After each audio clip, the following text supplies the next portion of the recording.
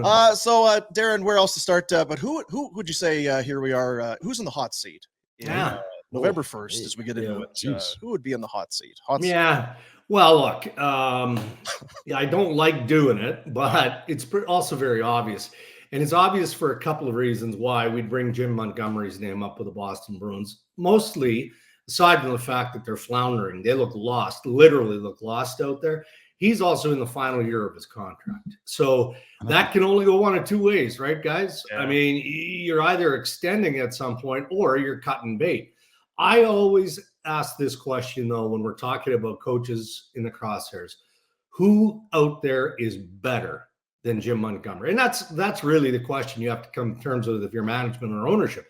But then you look at management, you see Cam Neely, you look at ownership, the Jacobs family, the Boston Bruins, the history of success in that market, and the history of volatility. They don't mess around. They don't play games. And it's too early in the year to watch this thing just go up in flames, right? So that's the primary reason why I'm watching what Boston has going on. I haven't dug into it. I don't have inside information to say that he's getting fired, but I do understand what level of speculation there is around it.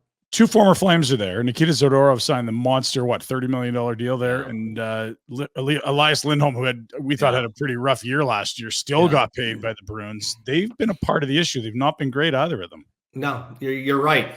And so you guys would have had a front row seat if we start with Zadorov. Hey, look, you can't play in the best league in the world unless you've got a high level of confidence and self-value. This guy always felt like he was at worst a 3-4, and in lots of situations as a free agent, probably thought that he was capable of playing top pairing. Well, we know that's not real. Now you look at where he's playing in Boston, and for the most part, he's been a third pairing guy there, right? And started on the first pair with McAvoy, but that quickly ended. Yeah. And there were tons of teams with interest, tons of teams, not at the dollar value he ended up getting, because they were realistic where he'd probably slot in their lineup.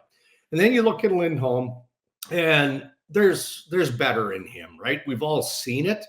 But I guess what I'm wondering is, what should you expect from Lindholm point-wise? Is he a 50-point guy, a 60-point guy? He's probably not an 80-point guy, is he?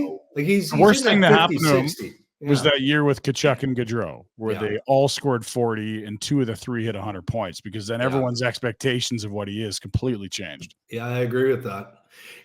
He's a very capable player, and where they're weak is up the middle of the ice in Boston.